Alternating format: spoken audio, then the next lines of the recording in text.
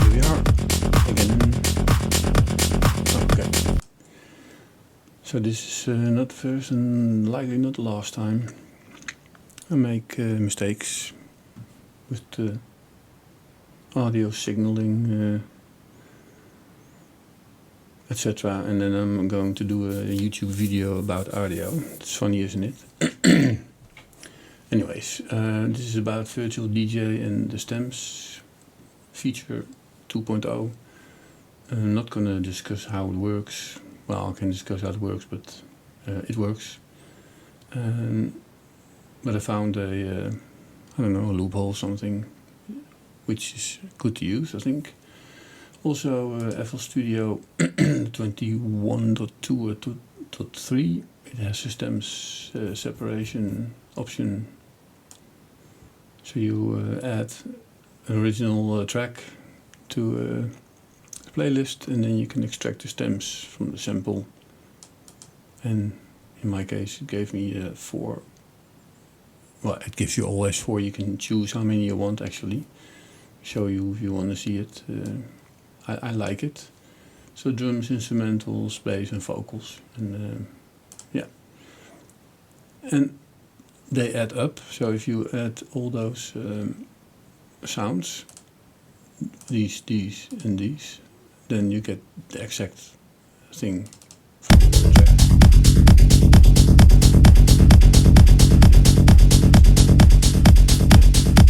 So this is here.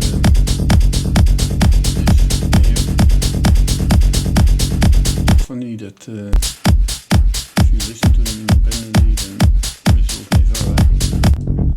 And the bass line is, yeah. So, but together, here we go.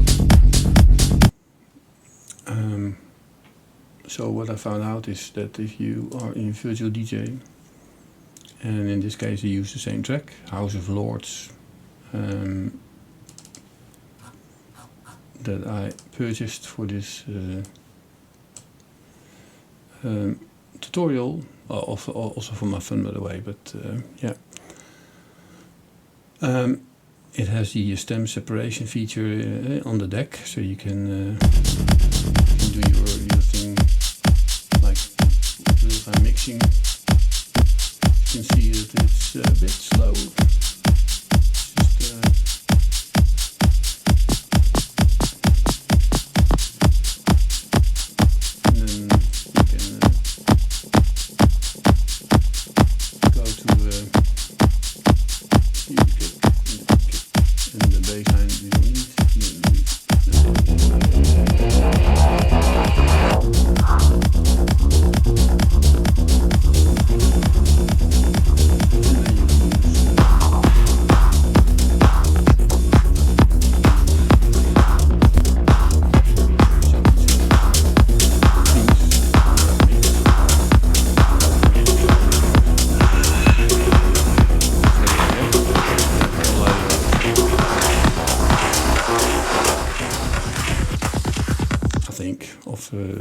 Stem separation feature. Okay, so this is online real-time processing, heavy on the CPU.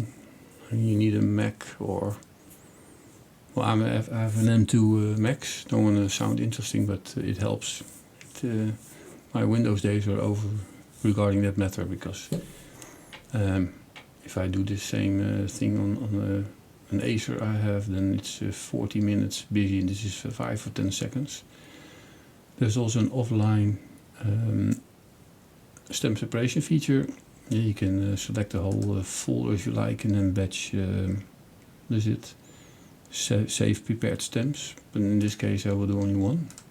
I already created it, so I delete it now, and then I recreate it, and it creates a file which is proprietary, which is not actually, as we will see. For that we go to Audacity, and let me close the current session. No, and then I say a new Audacity session, and in this new Audacity session, oh sorry,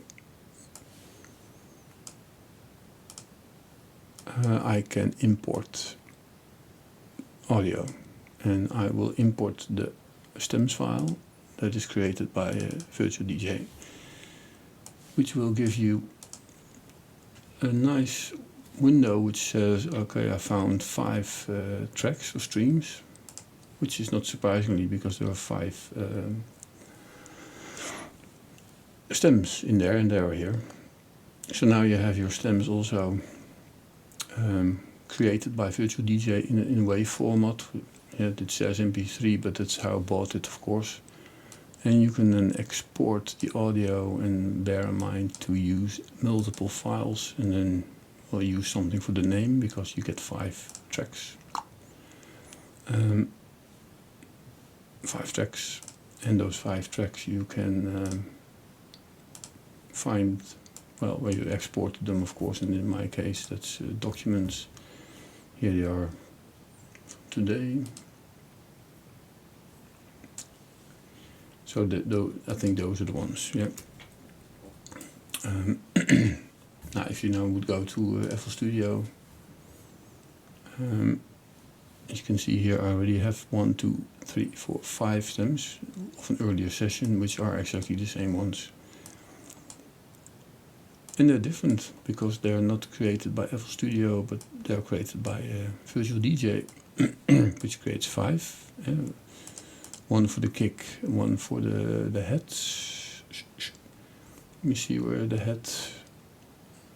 I think this is the head, I don't know. Check what's enabled. Yeah, so if you disable the head, you get a different cut. And the baseline, and I think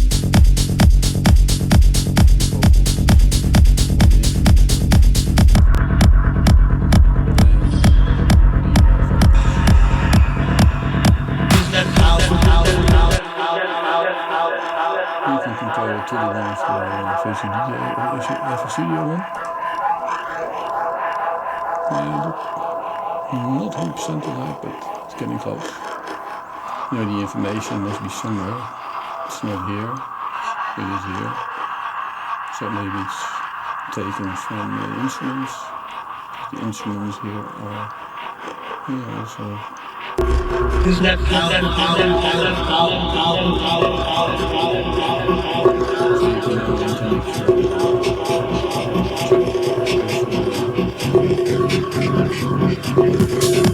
you can go into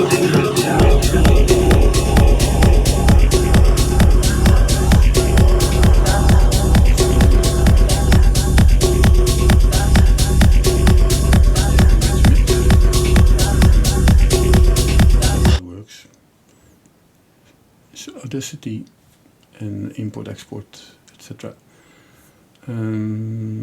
Other things I want to mention is not so much news, but worth mentioning. You cannot create stems from tracks that you use via a service like Beatport. Connect Beatport to FL Studio, Virtual DJ, and then you can you can use the tracks and play them. Sorry, a bit fast. You see but you cannot do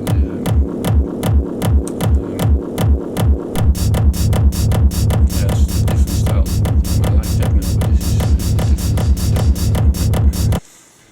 So you cannot do that. You can't rip stems from those files.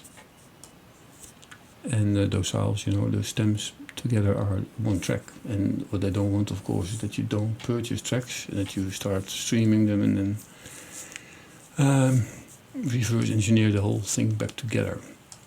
This is also why now this button, the record, is not allowed, because here's a track with DRM. So as long as this is on the decks, you're not allowed to record. So I even think if you would remove it from the deck, you start recording, and you would add your own tracks and then a DRM track, it just stops for that amount of time. and it will give you a very weird mix, I think. But anyways, that's the way it is.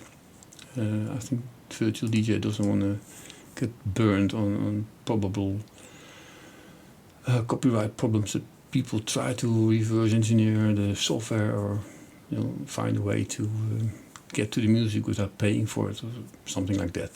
There's I think a blog on their website explaining the how and the why, and it's clear, of course. I mean, you can go to Beatport and purchase it there. That does it as well. It's of course it's fun to understand how software works, but in the end, people gotta get paid for the work they do. So that's that. Yeah, if you got questions, drop me an email or a link, and I'll get back in contact you. And I thank you very much for your time watching this video. Thank you.